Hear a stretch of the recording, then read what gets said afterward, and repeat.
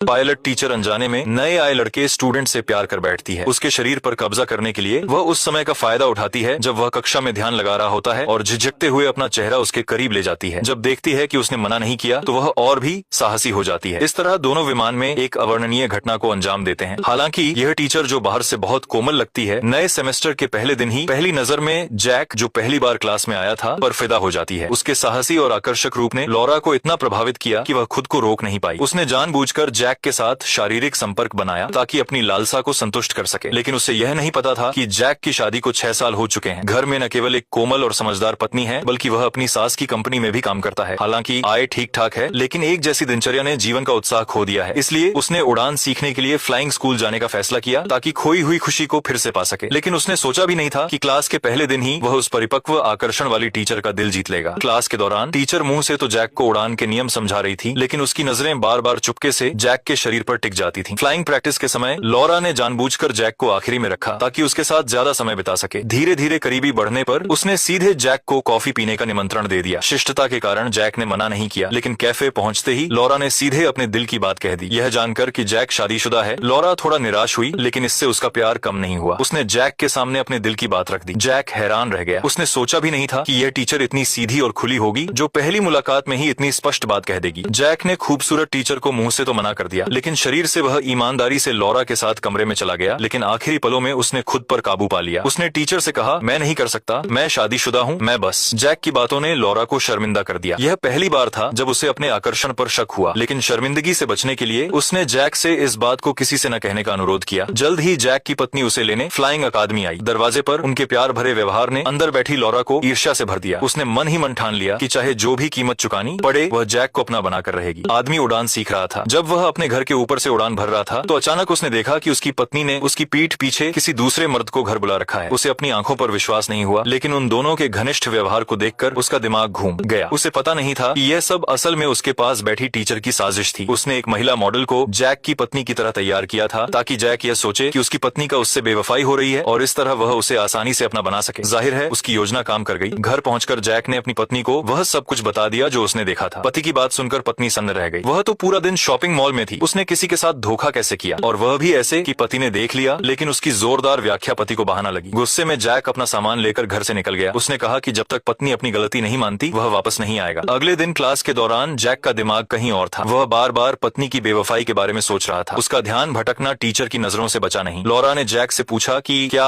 हुआ है। टीचर की चिंता देखकर जैक ने सारी बात खोल दी। उसने पत्नी की बेवफाई की पूरी कहानी बिना कुछ छिपाए सुना दी। मैं नहीं कर सकता। क्यों? तुम अब उसके बॉयफ्रेंड नहीं रहे, लेकिन अभी बहुत जल्दबाजी होगी। क्या तुम्हें